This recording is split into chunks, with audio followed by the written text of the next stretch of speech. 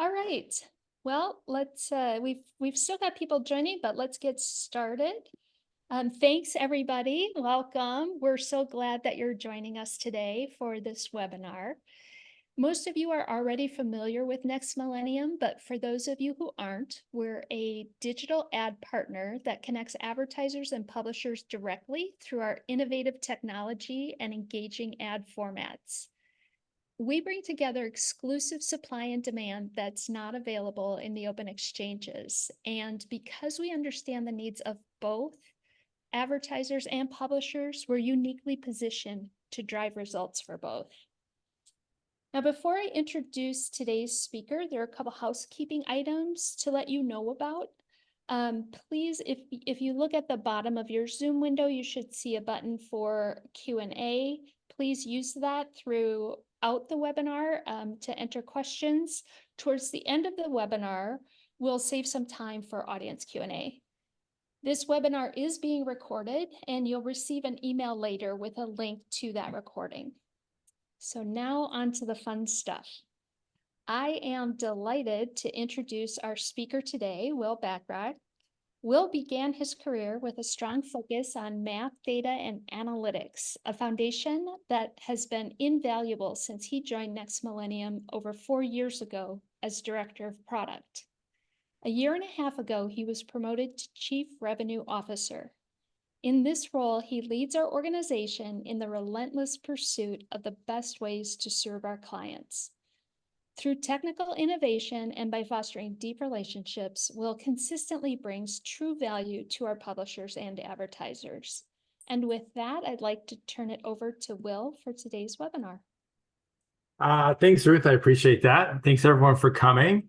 There's obviously been a lot of chatter around cookies, and the intention of this webinar is to give an overview so that everyone understands the basics.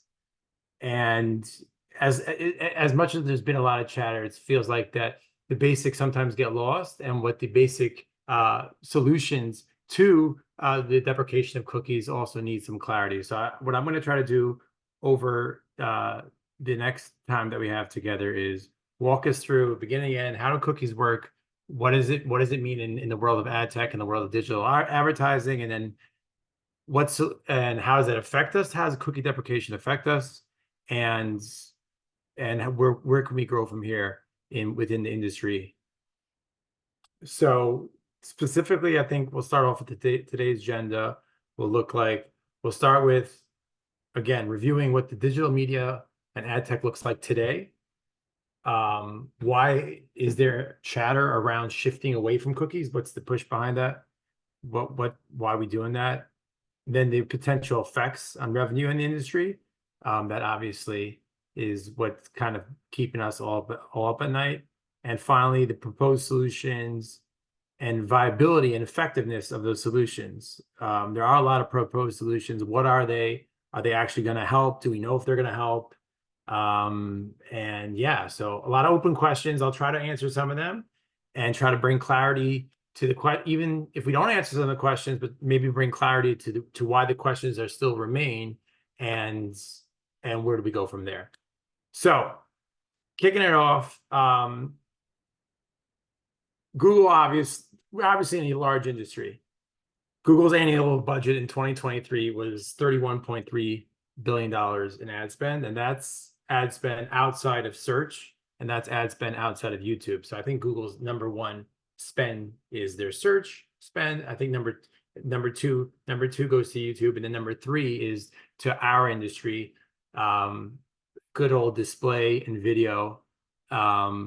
That's their largest spend, and that's $31 billion in spend. And obviously that's not their largest, but that's a lot of money. And that's just Google alone. Don't forget there's other DSPs, the Trade Desk, what have you, who also spend hundreds of millions of dollars more in our industry. So we're in a big industry, which is fun and exciting. And one of the reasons it's so big is because of cookies. Cookies have essentially allowed companies like Google and bring better understanding to audiences, for advertisers to target them better, and to better understand where their audiences stand. And instead of just kind of old school, just sending out ads and hoping that the right people see them, is to really work and send targeted ads to their users. So let's just go over, like I said, we're going to discuss a little bit how cookies work and where they go and where and how they integrate and work and integrate into our ecosystem. So let's just start off right with a stat. 81% of shoppers do online research before purchasing. So we can take me, for example. I've been looking to buy a pair of shoes recently, and I've been doing some research. So I, for example, went to one of our websites. I'll give us a little shout out here. Soul Retriever. Soul Retriever is a great site to check out, to research sneakers, find out what sneakers you want. So I go to Soul Retriever to check out on some sneakers and see what type of sneakers I want. In the world of cookies, what happens is on that browser, at Nike, for example, let's say, is working with some partners in the ad tech company to drop a cookie in my browser. So when I'm on Soul Retriever, they drop a cookie in my browser to understand that I'm a Soul Retriever, and now are able to now recognize that Will Bachrach is someone who's on Soul Retriever, and then maybe make some assumptions around what I'm trying to do. Maybe they figure, well, if I'm on a website looking to purchase, looking through sneakers, that maybe I'm looking to purchase sneakers. And now going forward, Nike will now remember me and now target me with ads throughout my experience online, trying to get me to buy their sneakers. So essentially that was up. Essentially, the way that works, and you can see that here, is got a little diagram, is right. Let's say in this case, user visits website.com. On my case, is Soul Retriever. The advertiser, let's say Nike or Puma or any sneaker company for that matter, will throw in a cookie to track me, and now understands that I've been someone who's in Soul Retriever. Now I go to a different website, say I'm looking at any other website, let's say dailyhodl.com, another Next Millennium website. Throw out another one, for example, a website focused on cryptocurrency. They'll now throw a Nike ad there, and trying to engage me and trying to get me to buy it. And that's right. So that's user visits different site. I visit Daily Hodl, and then on dailyhodl.com they target me. That's the simplest basic way of how cookies work. Cookies, obviously, as technology has grown, it's become far more sophisticated. I'm sure many of you have seen, if you go to Nike's website, for example, in this scenario, I actually went to Nike's website and I put some shoes. After looking at Soul Retriever, I decided I wanted to get a Nike sneaker. I went into Nike.com. I threw a sneaker in my shopping cart. I didn't buy it, though. I put a couple of sneakers that I was thinking about buying in my shopping cart. And lo and behold, I go to 2kratings.com, another website, and they now are not only targeting with Nike ads, but targeting with ads specifically for those shoes, because they track me on their website as well. So as we've seen, cookies have become very sophisticated and have helped advertisers really understand track their users and track their audiences, and then build profiles on them to better understand them and to really serve targeted ads, which has been very successful for advertisers. It's driven KPIs and driven conversions. If you think about it now, the way the world works in today of cookies is that every website I go to, every advertiser has their cookies that are in my browser, and they're tracking every website I go to, and they start building a profile. So in this world, I was on Soul Retriever. They obviously, maybe I like sneakers. I'm looking for sneakers. I was on a cryptocurrency site. So maybe I don't know. I'm not exactly sure the demographics of a cryptocurrency, but let's just say a millennial male who wants to blow all his money. He's not sure, not sure what to do with his money.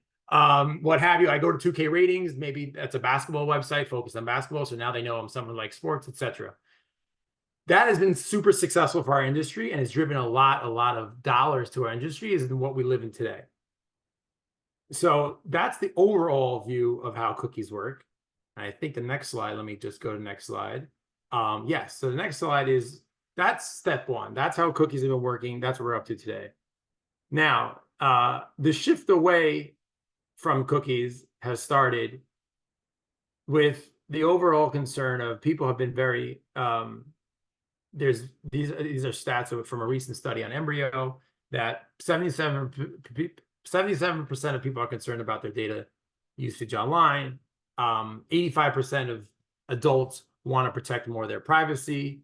And I think that comes from a lot of the news, and these are stats. So this is what is going on, but obviously it comes from there's a lot of political a push to also for privacy, right? We know there's the CCPA in California, and many other states in America are talking about bringing other rules that enforce privacy. There's a GDPR in Europe, which is super strong, which has been pushing privacy. So there's not only are users kind of feeling like, hey, I know I'm online, I know I can feel I'm being searched, not the being watched is not the best feeling. In addition, the political environment has been pushing this as well, and it's been a lot in the news. So it's kind of snowballing to where everyone's like, hey, we've got way too much data, and now we all know that everybody lives on their phone and uploads all of their information into data. We all know you go to Gmail, you download any app, they're asking all these questions about how did you get here, how old you are. So you have a ton of data online, and now the fact that it's so easily accessible to so many advertisers has gotten people nervous. So that's where the push obviously comes for the deprecation of cookies. It's depending, there's a lot of laws around it, but Google's kind of, I think, and right, we'll talk about exactly where cookies are, but the ad tech industry as a whole has been talking about, like, hey, maybe we should get away from this and let's find other ways to track our users, but we should start moving away from tracking them so precisely, because it's really kind of creeping everybody out. So that's why we've been looking away from cookies, and why we have started talking about like the deprecation, and why Google's talking about the deprecation of cookies in their browser and Google Chrome. I know recently, and we'll talk about that soon, recently it's been pushed back to 2025 because there's a lot of uncertainty to it, and we'll get to that. But again, the idea here so far is that it's creeping people out. It's been very successful till now, but now everyone realizes it's a little creepy, and there's been a push from consumers to deprecate cookies and stop tracking us so much online. So that said, I get to my next slide, which points out, before we talk about let's talk about now the effect of the deprecation of cookies. So, right, like, again, we know that cookies are very important to target. We now know that people don't like people targeting cookies, but what does that have to do in terms of us as publishers? Okay, so there won't be any cookies. How does that affect me and my revenue? How does that affect my daily business? So start off, 80% of advertisers have relied on third-party cookies through 2023. So that indicates right away is a lot of revenue around cookies. A lot of revenue that we have in our ecosystem relies on cookies because advertisers are still using it. So that's the first thing. And now I'm going to throw out a couple of numbers at you that'll kind of break down the prevalence of cookies within our websites, and how that will ultimately could affect our revenue. So if you think about it, and here I go to my next slide, 62% of web traffic is Chrome. So Chrome, right? There's Chrome versus Safari. That's basically the two biggest browsers in the industry. 62% of website traffic is Chrome, a Chrome browser, which has cookies. If you look at my next slide here, that's what I'm trying to show you. 80% of Chrome users have cookies. Only Safari, only 3% of them cookies. So Safari, anybody who's on Safari is not going to be affected by cookies because, well, we've already been dealing with that in the industry. But 62% of users do use Chrome, and all of those seem to basically have cookies. So what does that mean for me as the publisher? And these are, and by the way, I should throw these in. These numbers are taken from external and internal data sources. A lot of it's pulled from our publishers and an overview of our understanding from the publishers that we work with, as well as industry trends. So again, a lot of people use Chrome. Chrome has cookies, and 83 CPMs are 83% higher with cookies because they give a lot of information to the advertiser. Advertiser understands a lot more about the audience, so they're willing to pay much more. So basically, what that means, if you do all the math And sorry if this is getting a little bit numbery and math-like, but Ruth did mention that my background's in math, so I had to throw a little bit of it in it. If you run those numbers, 62% of people doing Chrome, 80% of that has cookies, and 83% better CPM. It comes out that on average, and obviously this is an average, but 28% of a publisher's revenue could be at risk, and that's give or take, but 28% give or take is a large number. So it's kind of, I guess, a little frightful, or why so many people are talking about it. What will be? We're talking about getting rid of the cookies. So much is reliant on it. Up to almost 30% of revenue could be at risk when cookies go away. So what are we going to do? And that's why there's been so much chatter, and that's why we're having this webinar. That's why there's been so much talk, because when there's, I guess, that type of revenue on the table, it elicits a lot of conversation. So that's the kind of the push through to where we're up to today, and the risk that cookie deprecation poses. I would now want to talk about I'm going to talk about some solutions, because obviously you've heard a lot of solutions.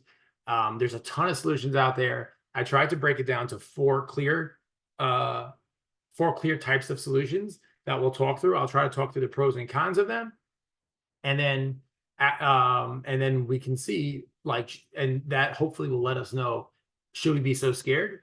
Should we be so scared that cookies are going away? Maybe not. Maybe we have good solutions. Or if we don't have good solutions, should we be scared? Maybe there's another way around this. So let's dig into it. Right now, where I'm left is that almost 30% of revenue could be at risk for a publisher. What are we doing about it? So the industry has come up, like I said, with 4 solutions, and I'm going to go through them now. So the first solution that's been around for a while, has gotten more popular since cookie deprecation has been chatted about, is contextual signals. So contextual signals essentially is, like as it sounds, the context will indicate to an advertiser different ideas or about an audience or about a user. So for example, right, we can go to the classic.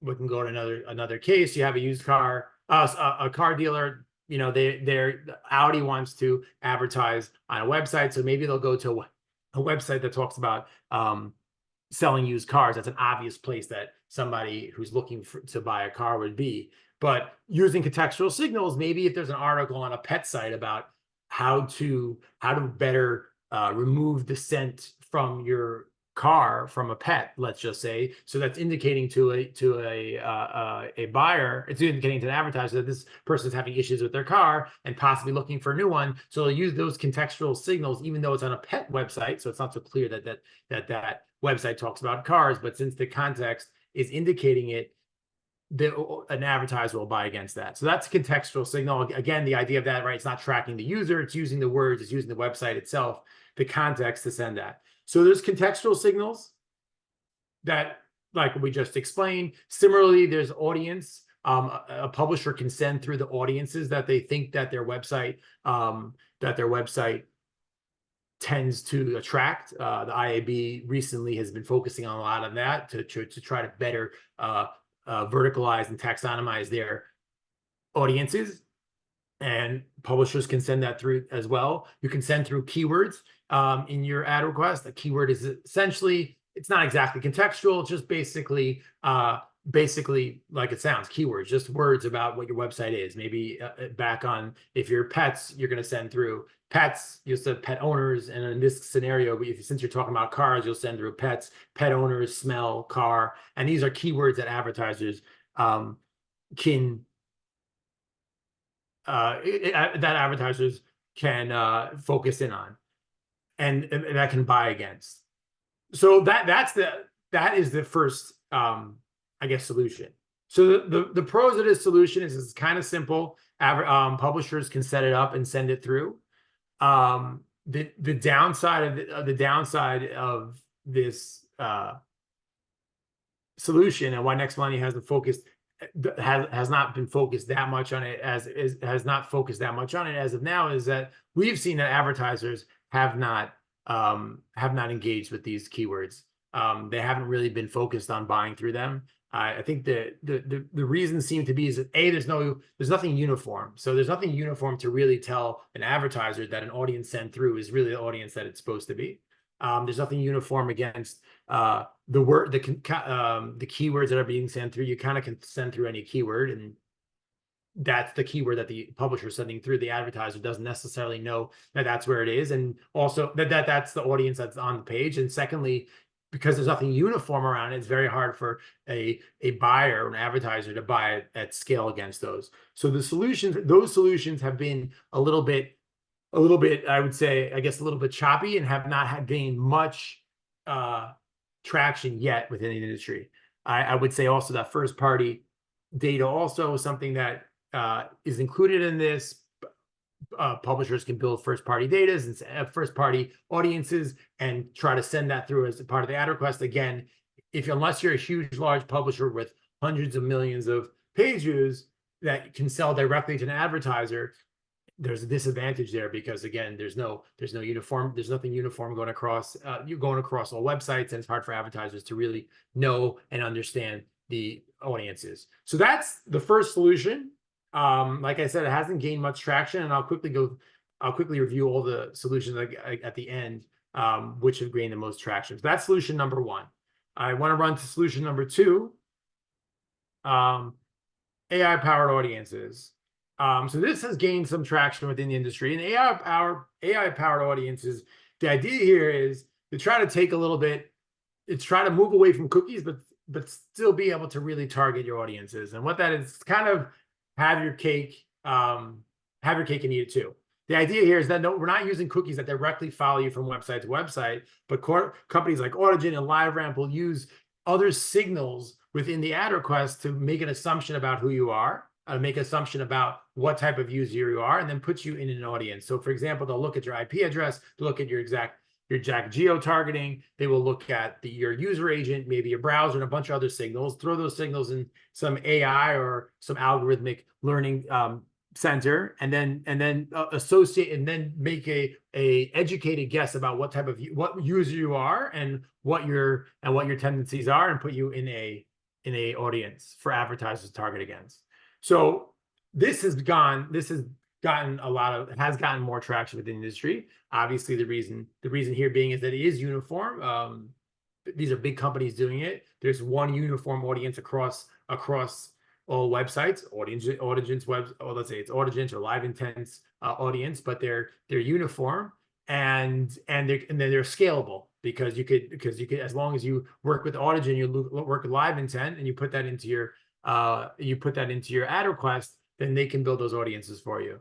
So here at Next Millennium, we've already been working with these publishers, with these ad tech or data partners for a while. And we've seen from like external and internal data from working with our advertisers directly, that there has been some success around advertisers focusing on these and really starting to dig into these type of cookieless solutions.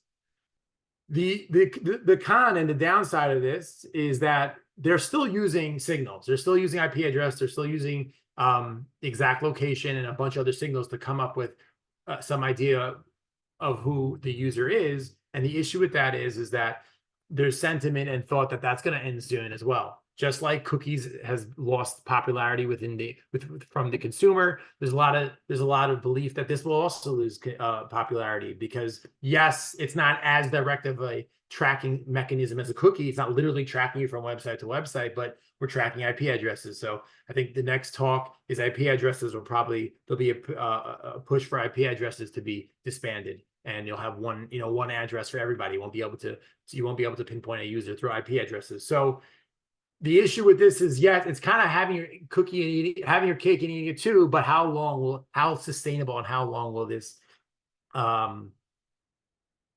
solution last for? So let me run now to our third. So that's the second solution. Let me run to the third solution that I've put together. So the third solution has been a paywall, which has typically been email. The Trade Desk has talked about this a lot. The idea behind this is that we're not tracking any. The idea behind is we're not tracking any users without their consent, and without behind their back. A cookie, you kind of do it secretly, drop it in the browser, and you follow them from page to page. what we'll do is you're going to provide your email. And once you provide your email, essentially, if you provide your email on a bunch of websites and you also, your email has some information attached to it, then we could now an advertiser can understand who you are. So for example, Will Bachrach, I have an email. I've already told Google that, I'm age 36. That's how old I am. I'm age 36, male, and wherever I live, and they have all that information. So now once I sign into a website, that information is associated with me, and they're able to now target me through my email. The idea behind that is it's consensual. The user knows what's going on. They're giving you the email. It's a great way to do it. It feels like that would be something that would be very popular and would not, kind of going back to the word I was using, creep out users.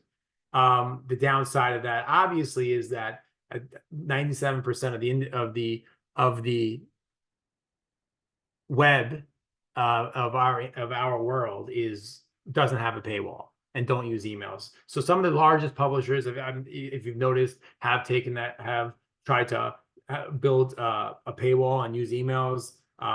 Some of the biggest news corporations, Fox News is doing it, CNN's doing it. So they're trying to put together, if you want to come to our website, you need to enter your email. Once you enter your email, they can now serve targeted ads. It works for the biggest publishers, but only for the biggest publishers, and there's question around how much of their website can they do it, even if you're a large publisher. So the pro here is that it's consensual.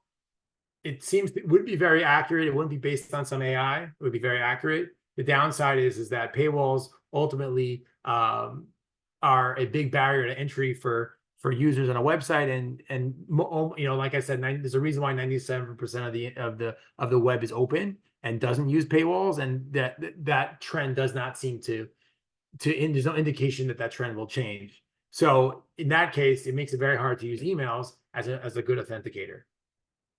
So now I'm going to go to the fourth one, and I will go to the fourth overall, the way I've categorized them, solutions to cookies. The fourth one is Google Privacy Sandbox. So there's been obviously a lot of talk about that. A lot of talk about how Privacy Sandbox works. Will it be effective? Won't it be effective? I want to just share with you the two basic ideas of Privacy Sandbox. I think it's kind of cool, and I want to show, if I did this correctly, I can show you how it works. I don't know if all of you have actually even tried to use it. You can see how it works. So Google Privacy Sandbox has two basic functions, and how they're going to try to help bring a solution to the table that does not use cookies, to help advertisers track, understand their users, and build precise audiences around them. So the first thing is that they put in ad topics, and the ad topic is the main component of the Privacy Sandbox, and it's used to generate users' interests based on their browsing history to show personalized ads. These interests are generated by visiting websites which are associated to Google, and then Google puts them in a certain category. So now if I could do this, so for example, so that's in other words, that's Google's new way of kind of tracking you, but they're not tracking you directly. They're not allowing anybody and everybody to drop a cookie and track every website they've gone through. They're going to take the liberty of not specifically, but putting you in a general category based on the websites that you have been looking at. So I'm going to stop sharing here, and if I go to and Ruth, can we see this? Right, we can see this, right? If I go to, Yes, Will, we're seeing it. thanks. So privacy and security. So anybody can do this. You go into your settings in Chrome. It's Safari, or excuse me, whether you're using a Mac or a Windows computer, and then you go into Ad Privacy. You'll see something what I just called is Ad Topics, based on your browsing history. And if you go in here, you can see that Google tells advertisers in the ad request that this user, Will Bachrach, but this user is somebody who's interested in advertising and marketing, arts and entertainment, computer and video games, computer electronics, etc. To be honest, I think this is pretty accurate. A lot of it comes from work, right? Advertising, marketing, that's the industry we're in. Search engine optimization, that's our industry. Soccer, Not yet. I'm not sure how they got to that, but most of everything else seems to be pretty accurate. So that's something. So that's Google's. Essentially, they're saying, okay, well, Will's gone to all these websites. We're going to put him in these site-based these categories. The upside is that it's not a cookie. They're not directly. There's no way directly to know which websites I've gone to. So the tracking is not as direct. I think if you're thinking the way I'm thinking, it's still kind of tracking you, though. It's still very much tracking through your websites. That's kind of the issue with it and the pushback, and we'll get to that in a second. But that's the first major piece. And the second major piece is site suggested ads. So if I go back to privacy and security, and again, you could do this, and I would encourage you to, so you understand it better. You go here is site suggested ads. So site suggested ads is and I'm going to give you Google's definition for it is site suggested ads a new way to remarket advertisement to users by allowing a website to tell Chrome what type of advertisement should be shown to a visitor. So when you visit other sites, an advertiser can request the user's interest group, and then they can suggest that advertisement be shown. So if you look here and you look through these sites have now been registered by Google, and now Google now is going to make. And now my phone's turning on because I'm saying Google. Excuse me.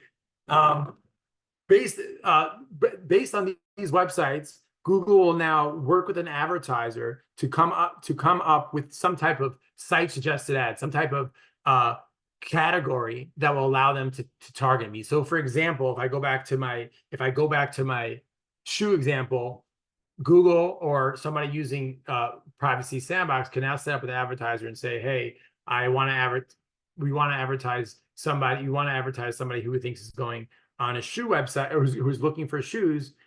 Any websites that he's been on that fall into this category, let's assume that he's looking for a shoe. So Google here is showing which of those sites are now included in my overall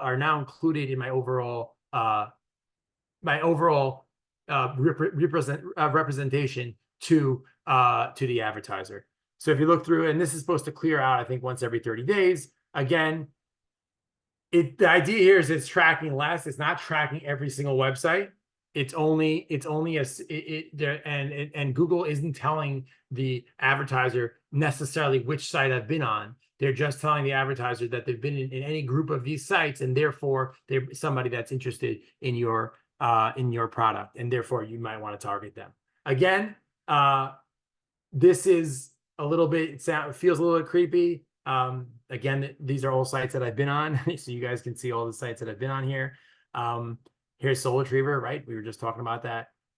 So again, going back to that, it is less specific. So it's kind of Privacy Sandbox way of indicating that we're not now tracking you directly. But again, it feels, if you ask me, and I think that's the pushback in the industry, is that it feels kind of creepy still, and it doesn't really feel correct. So if following the news, I mean, in Europe, they've already pushed back against this, and they've sued Google Chrome for this. And like we mentioned, Google Chrome pushed this out to at least Privacy Sandbox is at least pushed out to and the deprecation of cookies has been at least pushed out to 2025 because of essentially these reasons. It still feels like there's a lot of tracking going on. That's A. And B, if you think about it, Google really runs the whole show here. Google Chrome does, because they're not allowing any other parties. No, you can't. Nike won't be able to drop a cookie on you. Audi won't be able to drop a cookie on you. No one will be able to drop a cookie, but yet Google still has the right to kind of be the leader of, or be the sole connection to the advertiser to give them some deterministic ideas about who this user is. So essentially what's happened is that most of the third-party cookies, all the third-party cookies will be away, and the only person that will have any type of tracking methodology, albeit maybe a little less precise, will be Google. So essentially Google is coming out on top of everybody else, and everybody else is in the dark. So obviously that's one of the reasons the EU is suing Google, and why we've pushed out why Google's already announced that the deprecation of cookies will at least be pushed out to 2025. So that's and I'm looking at time now.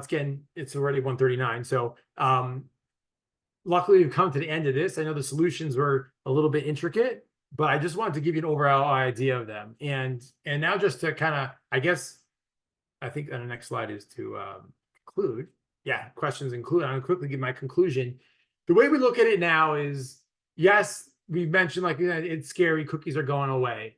But the reality is that the advertisers are still looking for ways to are still looking for good ways to target their users, and there's nothing concrete yet in the industry that advertisers have picked up that will allow them to target their users. So essentially what's been going on is there's just been a lot of chat around solutions that we could be using, but yet cookies still exist and cookies have been pushed out. So essentially what it seems to be is that because there's no clarity around exactly what Google's going to do, the solutions that have been proposed, albeit like we mentioned, some of them better than others, have not yet garnered much traction due to the fact that cookies are still available and advertisers are still managing to find their targeted audiences. So from our perspective and perspective of most of everybody in the industry,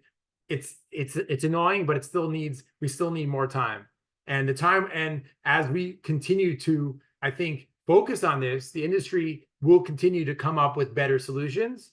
And those solutions will start garnering more traction, will start being more interesting to advertisers, and advertisers will end up using the newer solutions. So do we think that 30% of revenue for publishers will go away? We don't think so. We think that more or less, maybe there'll be a little correction initially, but more or less the industry in terms of revenue will stay the same, and publishers will still see the same revenue. It's just that there's a lot of the uncertainty continues to bring kind of like this anxiety, like where are we going? But since the uncertainty also allows us to slowly, and for advertisers to slowly try some solutions, see if those solutions work, and slowly lean into this. And that's kind of letting us have maybe call a soft landing into it, and will allow us to ultimately not have much of an impact in terms of revenue for when cookies, if you can say if cookies ever get deprecated, or maybe when cookies get deprecated. So finally, Next Millennium, we're obviously focused on tracking all the solutions, working with the best solutions, and making sure that we're we're at the top of the industry to make the right moves when they come clear, not to make moves too early, not to have publishers or make some moves that will end up being futile, but instead just kind of watching the industry and seeing where the industry takes us, and then make appropriate moves when the time is, when the appropriate time comes. So that's all for me, I think. Any questions? And Ruth, I might need some help seeing the questions. But where do I look for them? If you could help me with that.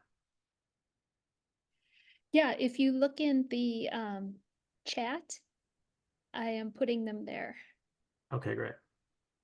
You can stop sharing your screen. Okay, so stop sharing. How do I do that? Here, stop share. Chat, okay.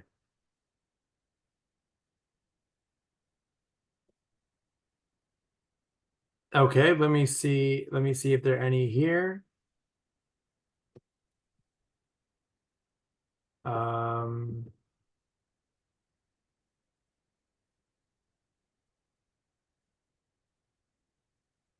Wait, Ruth, you said it's in the chat? Yeah, 1 second here. Having a little technical difficulty.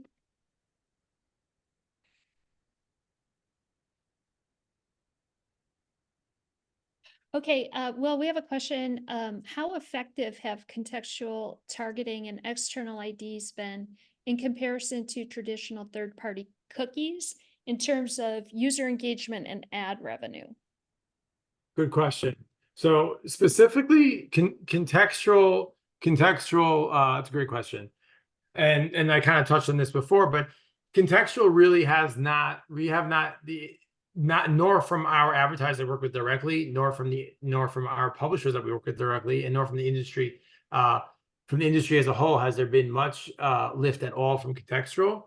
Again, I think that in terms of revenue, so there hasn't been any lift by adding that in. Again, that mostly I think arrives from the fact that there's no uniform way to send in contextual signs or contextual signals, and secondly, the verification around contextual signals